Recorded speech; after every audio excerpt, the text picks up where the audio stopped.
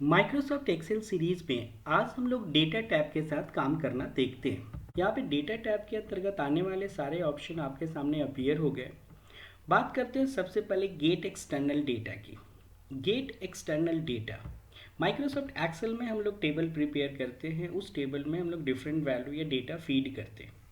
Suppose हमारे पास एक table जो कि हमने किसी और एप्लीकेशन में प्रिपेयर कर रखा है और उसे हमें एक्सेल में इंपोर्ट करना है या मंगाना है।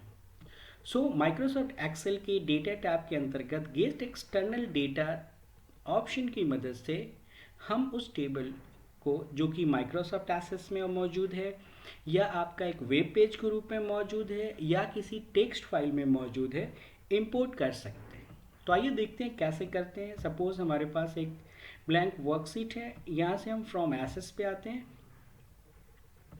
हमने एक डेटाबेस प्रिपेयर किया है इन्फॉर्मेटिक्स के नाम से। यहाँ से डेटाबेस को ओपन करते हैं। आपके सामने डेटा को इंपोर्ट करने का ऑप्शन आएगा जहाँ पे आपको लिखा है कि आप इस वर्कबुक में डेटा को किस रूप में इंपोर्ट करना चाहते हैं, एज यूजुअल टेबल के रूप में या पाइवट टेबल रिपोर्ट में, चार्ट में, या केवल एक कनेक्शन स्टैब्लिश करके छोड़ना चाहते हैं ताकि आपके इस वर्कशीट के साथ ओ एसेस का टेबल कनेक्ट रहे। तो हम एक टेबल के रूप में इसे इंपोर्ट करते हैं, ओके करते हैं। हमारे सामने एसेस का और टेबल अपीयर हो गया। तो ये टेबल हम लोगों ने इन्फॉर्मेटिक्स डेटाबेस के अंतर्गत एम्प्लॉय नाम से प्रिपेयर किया था। उसी तरह से हम लोग यहाँ डेटा टैब पे आते हैं। अगला ऑप्शन है फ्रॉम वेब। यस, अगर आपके पास एक टेबल वेब पेज में मौजूद है और आप उसे अपने एक्सेल के वर्कशीट में इंपोर्ट करना चाहें तो इसे कर सकते हैं। फ्रॉम वेब पे आते हैं। यहाँ से हमें एड्रेस स्पेसिफाई करना होगा। हमारे पास एड्रेस है कि ये फाइल है डेस्कटॉप पे student.html के नाम से क्लिक किया। student.html नहीं है, देखते हैं info.html के नाम से। यस, इस नाम से हमारा एक वेब पेज है जिसमें एक टेबल अवेलेबल है। आइए हम इस टेबल को यहाँ से सेलेक्ट करें और फिर इंपोर्ट करते हैं। आप कहाँ रखना चाहते हैं तो आप एग्जिस्टिंग वर्कशीट में रख सकते हैं या नया वर्कशीट में भी ले सकते हैं। यहाँ से हमने एग्जिस्टिंग वर्कशीट सेलेक्ट कर रखा है, ओके करते हैं। यहाँ आपको एक टेबल का डेटा इंपोर्ट हो जाएगा। तो इस तरह से आपने देखा कि हम लोग किसी एक्सटर्नल सोर्स से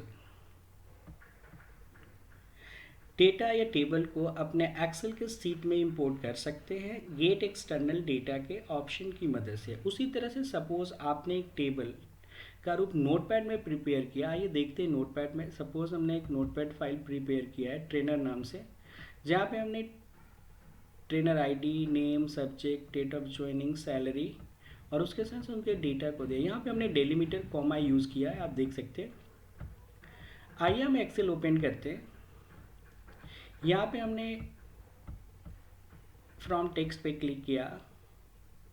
हमने टेक्स्ट फाइल सेलेक्ट किया, इंपोर्ट करते हैं। यहाँ पे आपका डेलीमीटर यस डेलीमिटेड है, नेक्स्ट करते हैं। यहाँ से आपने कौन सा डेलीमीटर यूज़ किया तो हमने कॉमा यूज़ किया है, टैब नहीं यूज़ किया। फिर नेक्स्ट करते हैं। चाहे तो यहाँ पे हम हर एक फील्ड के लिए अलग अलग डेटा टाइप स्पेसिफाई कर सकते हैं। TID जनरल ले लिया है। ये आपका टेक्स्ट है, सब्जेक्ट टेक्स्ट है, date of joining date type का है और ये आपका सैलरी जो है वो जनरल है। और इस तरह से फिर फिनिश करते हैं। ये आपका एग्जिस्टिंग या न्यू, तो आप जो चाहें ओके करें। आपके सामने ये भी टेबल अपीयर हो गए। तो आपने देखा यहाँ एक्सेल के एक वर्कशीट में हमने 3 अलग अलग सोर्सेज से टेबल को इंपोर्ट कर लिया। ये आपका एसेस का सोर्स फ्रॉम एसेस, ये आपका from web means web page से, और यहाँ आपने देखा फ्रॉम टेक्स्ट फाइल से। इसके अपार्ट भी माइक्रोसॉफ्ट एक्सेल में हमें फैसिलिटेट करता है कि आप अदर सोर्सेज से भी टेबल या डेटा इंपोर्ट कर सकते हैं। इसमें SQL सर्वर हो सकता है, एनालिसिस सर्विसेज है, आपका XML हो सकता है और फर्दर और भी बहुत सारे डेटाबेस सोर्सेज हो सकते हैं। यहाँ से आप देख सकते हैं कि आपकी एग्जिस्टिंग कनेक्शन किन के साथ है। तो आपके सारे कनेक्शन यहाँ दिख रहे हैं। इस वर्कबुक के साथ किस किस टेबल या डेटाबेस का कनेक्शन है आप देख सकते हैं, इन्फॉर्मेटिक्स और ट्रेनर। तो आपका ये है एक्सटर्नल डेटा।